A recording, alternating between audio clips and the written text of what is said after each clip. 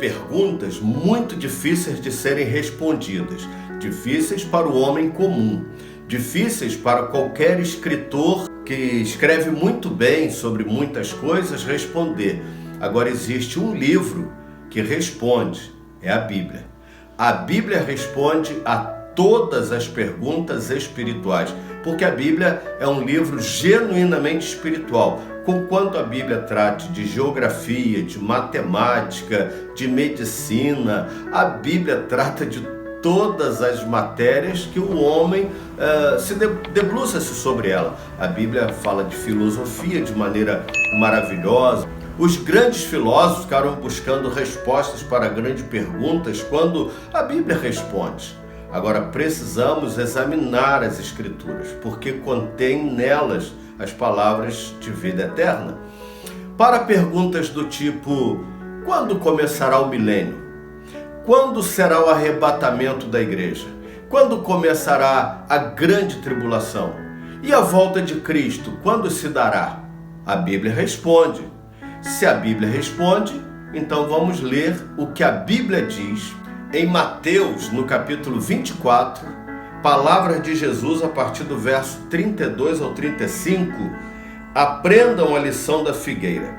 Quando os seus ramos se renovam e suas folhas começam a brotar, vocês sabem que o verão está próximo.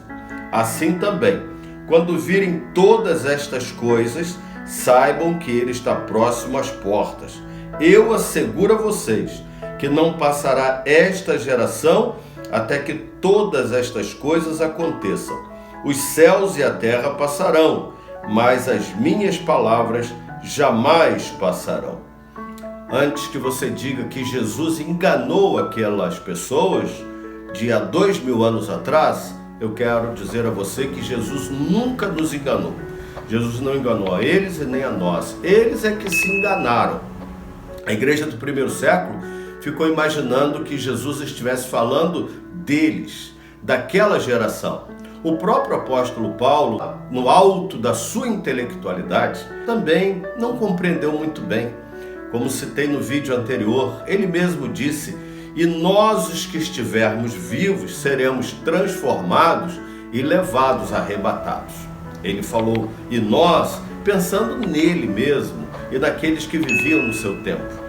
Também falei no vídeo anterior, esse nós não era para Paulo mais, é para mim e para você. E nós, eu e você, que estamos vivos, seremos transformados, arrebatados, levados para os céus. O que é que Jesus está querendo dizer aqui? Bom, primeiro ele adverte nos dizendo: aprendam a lição da figueira. Que lição é essa? Jesus se utiliza daquilo que era nítido aos olhos dele. Tivesse Jesus vivendo aqui no Rio de Janeiro, Jesus usaria exemplos do Rio de Janeiro. Olhem para o mar, olhem para a praia de Copacabana, quando vocês verem que está acontecendo assim, é isso que Jesus fez. Então Jesus toma a figura da figueira, que era comum a eles, e diz: quando vocês veem que seus ramos estão tenros, vocês sabem que está próximo o verão. Jesus toma a figura da figueira. O que ele quer dizer com isso é: do modo como eles tinham competência para olhar a figueira, nós, eu e você, temos competência para olhar tudo o que está acontecendo. Eu gosto sempre de dizer que a Bíblia hoje é mais atual do que o jornal de amanhã. Não tire os seus olhos agora da internet. Antes eu diria: não tire os seus olhos da televisão. Ao contrário, agora eu digo para você: tire os seus olhos da televisão.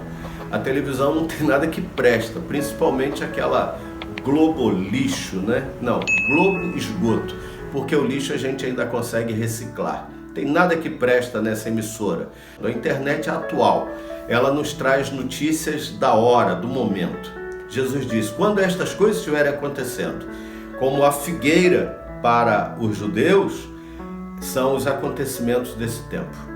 Agora Jesus diz algo muito interessante aqui, dizendo: não passará esta geração sem que estas coisas aconteçam. Quando Jesus diz isso, eles pensam neles, naquela geração deles. Eles estavam realmente assim, vivendo aquele tempo de brevidade. Só que aquela geração passou, veio uma segunda geração, a terceira geração, a quarta geração, e quantas gerações? Hoje nós vivemos no tempo da geração...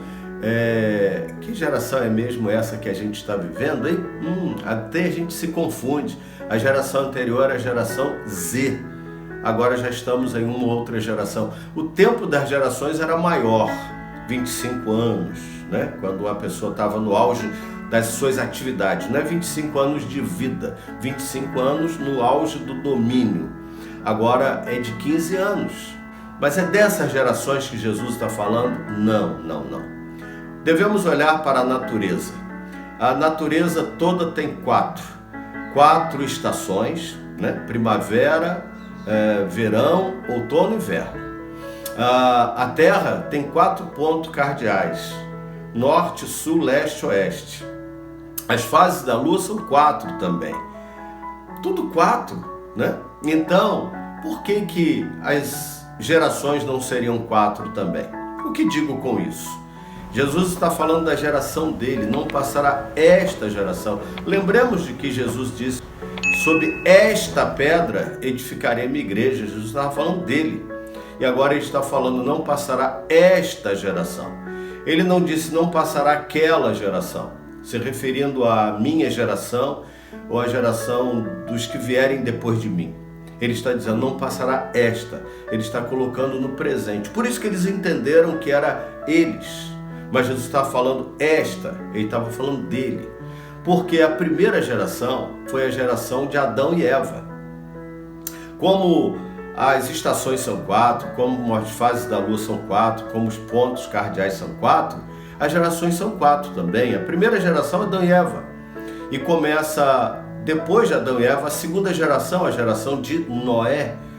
E depois começa a terceira geração, a geração de Abraão. São os atos de Deus. Deus faz o homem, acaba. Deus levanta Noé para acabar aquela geração. Em Noé começa a segunda geração. Essa segunda geração de Noé acaba e começa Abraão. E de Abraão nasce Jesus. Da geração de Abraão nasce Jesus. Jesus está dizendo: não passará esta geração, é ele. Então, quando acontecerá o arrebatamento? No final da geração de Jesus. Não haverá outra geração. Ele é o alfa e o ômega. Tudo começa nele, tudo termina nele. Quando será a instalação do milênio? Quando Jesus nasceu, ali começou o milênio. E o milênio terminará quando Jesus voltar. Quando começará a tribulação? Em Cristo, lá, os primeiros cristãos foram atribulados, a igreja foi perseguida, a igreja nunca deixou de ser atribulada. Agora, a grande tribulação, às portas da chegada de Jesus. A tribulação nunca deixou de existir. Agora, a grande tribulação, já estamos começando. Ela terminará quando Jesus voltar. E quanto à volta de Cristo, quando será? Qual o sinal da volta de Cristo? Ele nos responde isso no verso 14 de Mateus 24. Ele disse: quando este evangelho for pregado em toda a terra, então virá o fim. A volta de Cristo não se dará por causa de terremotos, de vulcão, de tsunamis. Não, a volta de Cristo se dará quando o evangelho dele for pregado em toda a terra. A internet está alcançando o mundo todo. Este vídeo que eu estou gravando agora, eu peço a você que compartilhe, para que ele possa ser, entre outros, um vídeo que chegue até os confins da terra, até em lugares proibidos do evangelho. Eu não posso ir a alguns lugares do mundo pregar fisicamente, mas através da internet, quem sabe a gente não chega, e o evangelho sendo pregado em toda a terra, Jesus voltará. Espero que você tenha sido abençoado e vamos orar ao Senhor. Bendito Deus e Pai, em nome de Jesus, te agradecemos porque o Senhor sempre esteve revelando a Tua palavra a nós através da Bíblia.